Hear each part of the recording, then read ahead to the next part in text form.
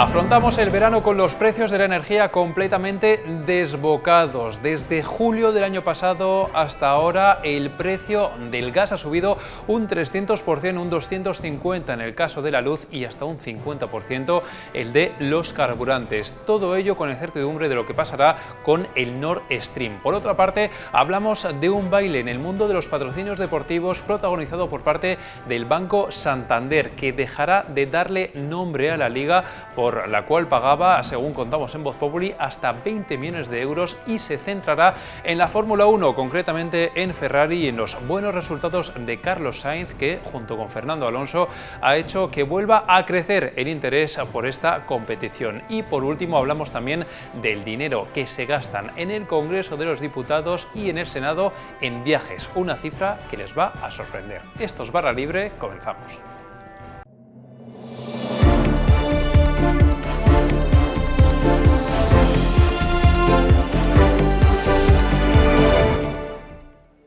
Y comenzamos ya esta edición de Barra Libre y lo hacemos hablando de un problema al que nos enfrentamos todos desde hace meses, que son esos elevados precios de la energía y de los carburantes. Un problema que va cada vez a más, como muestra este dato de este martes en el que pagamos más de 300 euros el megavatio hora por primera vez desde el pasado mes de marzo. Y un problema que podría ir a más en función de lo que pase con el famoso gaseoducto, el Nord Stream. Queremos hablar de este asunto con nuestro compañero Alberto Sanz. ¿Qué tal, Alberto? ¿Cómo estás? ¿Qué tal? Muy buenas. A ver, Alberto, hemos hecho una comparativa para ver cómo afrontábamos el verano pasado y cómo afrontamos este verano con estos precios que están por las nubes y que nos hacen ver que hay que medir casi euro a euro para saber cuánto es nuestro presupuesto de cara a estas vacaciones. Así es, el año pasado arrancábamos un verano con el buen ambiente que nos generaban las vacunas, el buen efecto y un poco mirando un poco más cuál era nuestro pasaporte COVID más que de los precios. Aún así ya nos encontrábamos varios meses de subida,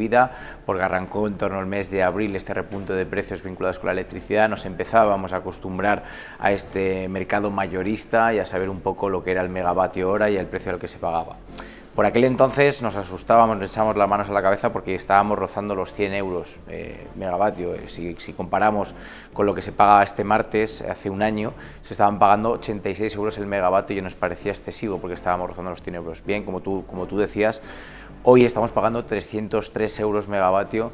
Si sumamos ese ajuste del mercado por culpa del límite al gas y si lo sumamos al pool, en total nos salen 303 euros. Estamos hablando de precios completamente desorbitados que aún así el gobierno sigue convencido que si no tuviera ese ajuste estaríamos pagando como el resto de nuestros vecinos unos precios mucho más elevados. Por otro lado, nos encontramos con un momento en una crisis marcada por la guerra en Ucrania, por esa invasión rusa, que lo que está haciendo es distorsionar también el mercado del gas. El verano suele ser un momento de bajos precios del gas, ya que no tenemos que hacer uso de las calefacciones de ello, y suele ser un momento sobre todo para que los países se abastezcan y llenen sus tanques de almacenamiento de cara al invierno. Pues ahora mismo nos encontramos con precios que están rondando los 146 euros el megavatio de gas frente a los 35 euros más o menos que se pagaba hace un año. Unos precios que, haciendo un cálculo rápido, es un 300% mayor.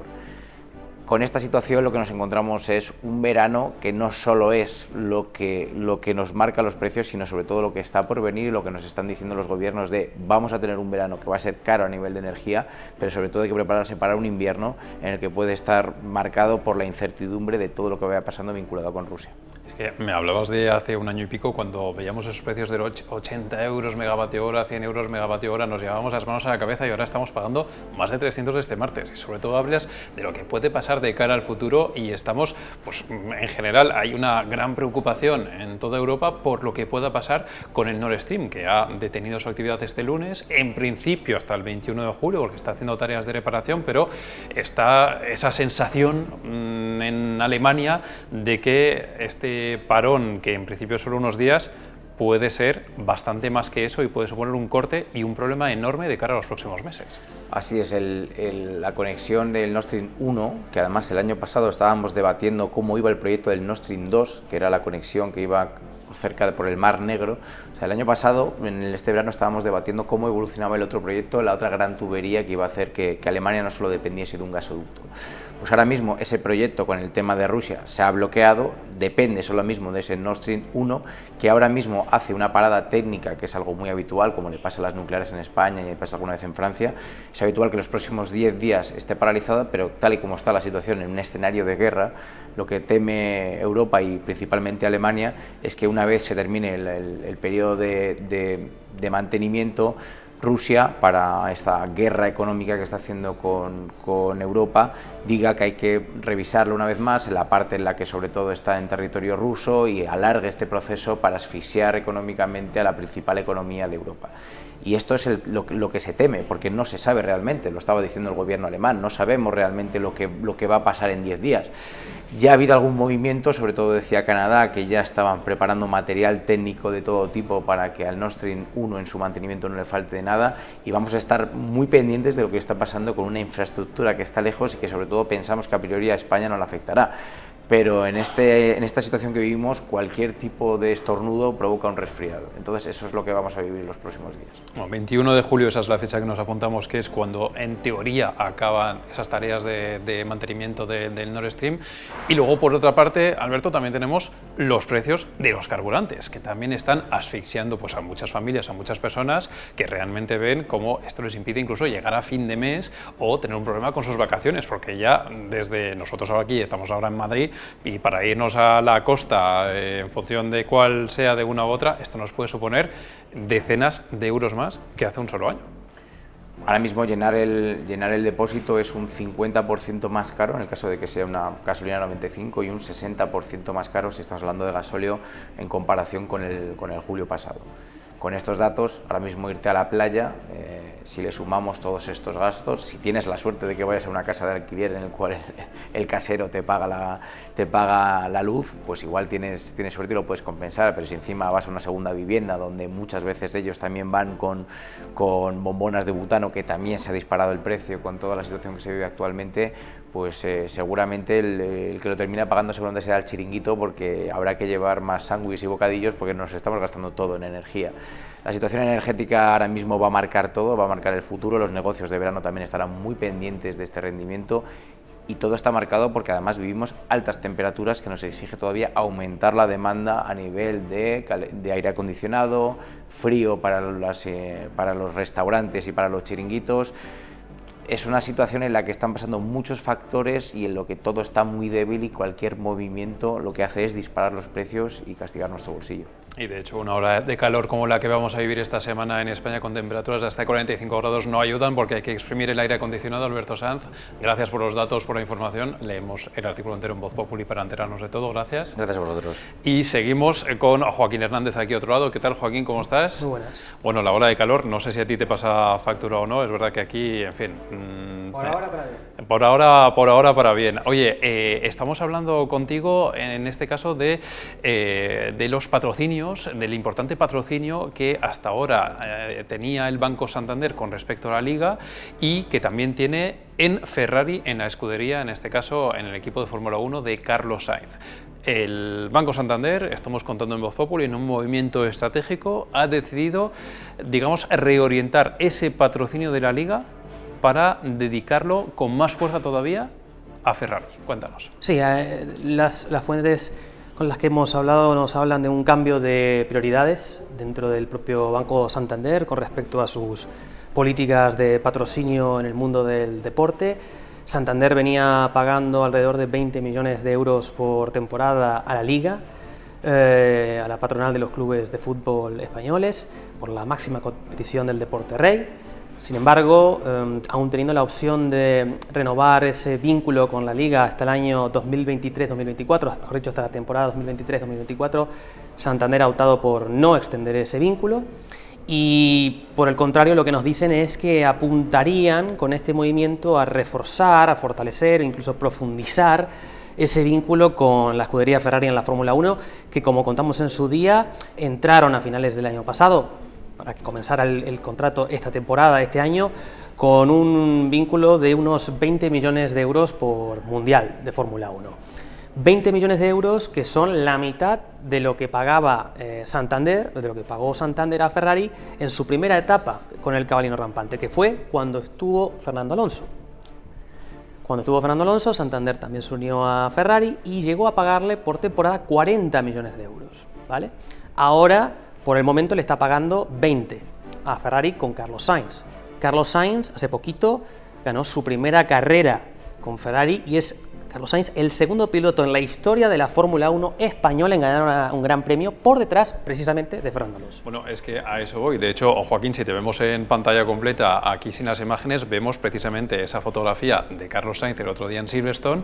Vemos además ahí el Santander justo debajo del logo del escudo de Ferrari. Y claro, todo esto, esta imagen, esta victoria, ha cambiado también un poquito la perspectiva de cómo se está viviendo la Fórmula 1 también para el espectador, ¿no? Porque Sainz y Alonso el año pasado estaban, bueno, en puntos, podios, pero más alejados, y este año vemos como Carlos Sainz ya ha estado en varios podios, es de los pilotos que más se ha subido al cajón al final de un gran premio a lo largo de esta temporada. Fernando Alonso también está más arriba y hay cada vez más interés y mayores audiencias por este deporte en las televisiones. Sí, la audiencia del Gran Premio de Austria, por ejemplo, que vivimos este fin de semana, triplicó la de su homólogo en el 2019. Ya veníamos contando el año pasado que durante el 2021, con el regreso de Fernando y el pase de Sainz a Ferrari, las audiencias ya se habían empezado a disparar. De hecho, llegamos a publicar una noticia en la que se decía que un Gran Premio de Fórmula 1 tenía ya una audiencia similar a la de un partido del Real Madrid en la Liga, lo cual no es poco. Mientras, por el contrario, las audiencias de la Liga vienen frenándose, o por lo menos no crecen con ese nivel, con ese ritmo exponencial con el que lo está haciendo la Fórmula 1 desde el año pasado. El año pasado, de hecho, la Fórmula 1 empezó a ser también dirigida, dato curioso, por Stefano Domenicali, exdirector de la escudería Ferrari. Y bueno, hay que decir que evidentemente Ferrari este año además empezó muy bien, está muy competitivo el coche, el año pasado no era tan competitivo, eso ayuda también al interés, eso ayuda a que Sainz haya ganado por fin una carrera, y además el hecho de que Sainz haya ganado una carrera es como que le desmarca de esa categoría de segundón, de nunca ganador, que por fin ha superado ese estigma de no poder ganar una carrera, de tantos podios, de competir siempre y no poder ganar una carrera, no poder sacarse esa espina. Le va a venir muy bien a él, que además es joven, tiene 27 años, tiene todavía un largo camino por recorrer. Estuvo cerca el otro día, estuvo cerca en Austria de llegar a un segundo puesto, de no ser por un fallo del coche. Va a ser muy competitivo, y luego a eso hay que sumarle que la propia Fórmula 1 se encamina hacia un proceso de renovación, de energía sostenible, de desarrollo que a Santander le interesa mucho a nivel marca, con lo cual no debería sorprender que el vínculo de Santander con Ferrari, que esta situación que se ha encontrado ahora de mercado de Fórmula 1 al alza a nivel internacional y sobre todo también en España, ¿no? Encaje además con una visión de futuro de largo plazo de Santander a través de la Fórmula 1, asociando la Fórmula 1, algo tan tradicional y tan popular, con lo que son las nuevas tecnologías, con la sostenibilidad. En 2030 va a ser en teoría la Fórmula 1 neutra en cualquier tipo de contaminación, no va a ser contaminante bajo ningún punto de vista, o al menos ese es el objetivo que se han planteado. Y Santander se ha propuesto contribuir a eso. Y luego te digo una cosa, que es Ferrari. Ferrari es una de las grandes escuderías y más allá de esta posición o la otra, tener el patrocinio de Ferrari, eso la es principal muy importante. Y más poderosa dentro de la organización de la propia Fórmula 1. Y Joaquín, te quiero preguntar también, estáis desvelando en este artículo, David Cabrera y tú, que hasta ahora había un patrocinio en torno a unos 20 millones de euros de Santander por ponerle el nombre a la Liga Española. ¿Qué va a pasar con este patrocinio de la Liga, que como los estadios, etcétera, sabemos que se le pone nombre también y que se puede ingresar una buena cantidad de dinero? En este sentido, en Voz Populi también tenemos información. Casualmente es la misma que viene invirtiendo, que ha empezado a invertir en la Fórmula 1, esos 20 millones de euros. Lo curioso es que Santander tenía, como decíamos antes, la posibilidad aparentemente de extender este vínculo un año más con las mismas condiciones, sin embargo ha desestimado hacerlo. Hay que recordar que Santander va a seguir siendo el patrocinador de la Liga esta próxima temporada, hasta mediados de 2023, y lo que hemos podido saber es que la Liga ya tendría muy avanzadas las conversaciones para conseguirle un sustituto al Santander. Quizás este desenlace no era el deseado, ¿vale? El que se vaya a Santander, pero la Liga ya tiene un sustituto, y no sería un banco como lo fue el antecesor de Santander, BBVA, que fue quien patrocinó también a la Liga antes de Santander, sino que sería una multinacional extranjera que pondría lo mismo o incluso un poco más que el Santander. Bueno, pues ahí están los primeros indicios de Voz Populi después de esta información que hemos conocido en las últimas horas. Joaquín Hernández, gracias por estos detalles. Gracias a ti. Así que con esto nos quedamos, ya lo ven, mucho dinero se mueve en el deporte, hay muchos intereses y también, oye, hay, Joaquín, yo creo que también tenemos siempre esas ganas de ver a nuestros deportistas como Carlos Sainz también triunfar pues, en la esfera internacional. La Fórmula 1 es la que más sex appeal tiene de todas las competiciones. Y estos no cuentan con patrocinio, pero eso no les impide tener pues, una buena cantidad de dinero para poder destinarla, por ejemplo, a viajes. Hablamos de los diputados, de los miembros del Congreso, también del Senado. Borja Negrete, ¿qué tal? ¿Cómo estás? Muy bien, Alberto. A ver, hemos estado buceando un poco los datos y nos hemos encontrado con uno que es, no sé si decir curioso o llamativo o que cada uno le ponga un poco el calificativo que quiera, que es sobre el dinero que se gastan sus señorías en viajar. No sé si es una cifra anual, al mes, por la legislatura. Cuéntanos de cuánto dinero estamos hablando. Sí, no, lo que es cierto es que, bueno, yo creo que todos los españoles estamos viendo lo caro que es viajar este verano, que nos va a salir un dinero poder salir de España o a cualquier sitio de España, pero bueno, los diputados no lo van a tener tan difícil, ni los diputados ni los senadores. Y es que hay un dinero que reserva el Congreso de los Diputados y el Senado para realizar viajes tanto nacionales como internacionales. Y también pues está incluido el alojamiento y demás. Que son presupuestos diferentes, ¿vale? Estamos hablando de un total de 18 millones de euros. Los tiempos son distintos, porque ya te digo, por un lado va el Congreso y por otro lado el Senado. Hay un contrato que se acaba de firmar ahora con Viajes El Corte Inglés por parte del Congreso de los Diputados, que son 12 millones de euros, y ese es un contrato que prevé extenderse hasta 2026, o sea, estamos hablando de 4 años. Los contratos que suele firmar el Congreso para viajes con agencias de viajes suelen ser de bastante longitud. Pero perdona, son 12 millones de euros para viajes con esta agencia, 12 millones de euros para los diputados al año o para los próximos 4 años hasta Para 2026? los próximos 4 años. Para los próximos 4 años. Unos 3 millones de euros más o menos al año en viajes. Eso es. Es alrededor de la cifra que tú dices. Y bueno, básicamente, bueno, es verdad que Viajes El Corte Inglés ha sido casi siempre la elección del Congreso porque es la empresa con la que han funcionado desde 2011. Solo hubo un pequeño lapso ahí entre 2015 y 2017 en el que se contrató a Viajes Barceló, pero bueno, suele ser esta compañía. Y luego, por otro lado, están 5 millones de euros para el Senado, para los viajes que realicen los senadores. En ese caso, son más de 2 millones y medio al año. El contrato del Senado es por 2 años, es por menos tiempo, ¿vale? Y bueno, pues al final, ¿qué ocurre? Pues que con este dinero público pues sirve para, siempre y cuando, claro, sean viajes por motivos de trabajo, pues para traslados en avión, traslados por tren y también pues los alojamientos, porque también hay que recordar que sus señorías cuentan con el parque móvil del Estado, que eso es un presupuesto aparte y que estaríamos hablando de los coches oficiales. Claro, porque hablamos evidentemente de este gasto que es para viajes de trabajo, no viajes de placer, es para viajes de trabajo, o al menos para eso debe ser. Viajes de trabajo que pueden ser en territorio nacional, también en territorio internacional, en función de la actividad parlamentaria en cuestión y del viaje en cuestión. Entonces, como tú dices, también se cuenta luego con esa parte para también esas estancias en hoteles. Sí, mira, por ejemplo, en el caso del contrato del Senado está bastante más desglosado a qué se dedicaría cada presupuesto anual, ¿vale? En el caso del Congreso no es así. En el Senado, por ejemplo, pues la mayor parte del dinero va destinado a vuelos nacionales. Haciendo el cálculo que hemos hecho en Voz Populi, sale que como cada senador dispone de unos 8.000 euros al año para hacer vuelos por España, que no está mal. Luego también, pues en el caso de los vuelos europeos, no sería la cantidad que más alta después de los vuelos nacionales son los vuelos internacionales fuera de Europa.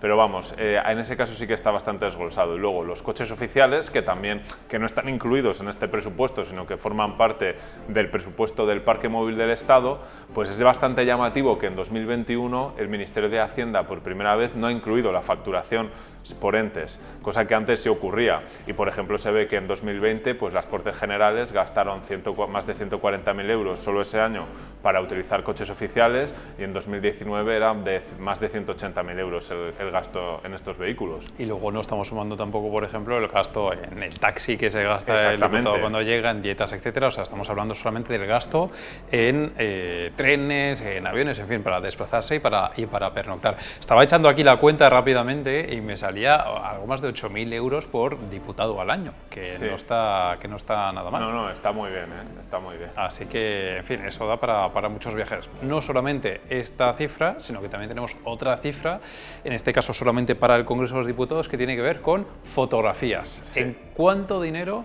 se gastan sus señorías en fotografías? Claro, esto es interesante porque no se sabía hasta ahora. Sí es verdad que a lo largo de la historia el Congreso de los Diputados, en este caso estamos hablando solo del Congreso, no de la Cámara del Senado, pues ha contado con un servicio fotográfico, pues para el fotógrafo del Congreso que hace fotos a los diputados independientemente del partido que sean y de las comisiones y demás. Pues hemos sabido por fin este año, gracias a la Ley de Transparencia, todo hay que decirlo, que se va a gastar 230.000 euros en un servicio de fotos, en hacer fotos a sus señorías en los plenos, en las comisiones. Es un servicio fotográfico para un plazo para una duración de 2 años y medio de contrato, y me llama la atención que, por cierto, también se van a encargar de las fotos de carné de los diputados. Tampoco van a tener que pagárselas de su bolsillo, porque para eso tendrán al fotógrafo del Congreso para sacárselas. Perdona, ¿me has dicho que es la cifra anual o que es un contrato? Para los 2 años y medio. Para 2 años y medio, sí. Vale. No, es que me sale en ese caso al año 300 y pico euros en fotos. Yo no sé tú, pero yo no me gasto tanto dinero en fotos, desde luego. Tampoco. Aunque, por otra parte, la labor de fotógrafo, ojo, porque es una labor muy importante y además se hace muy buen trabajo, no solamente en las instituciones, también en los medios de comunicación, con grandes y no muchas veces se valora, y es verdad que es un trabajazo.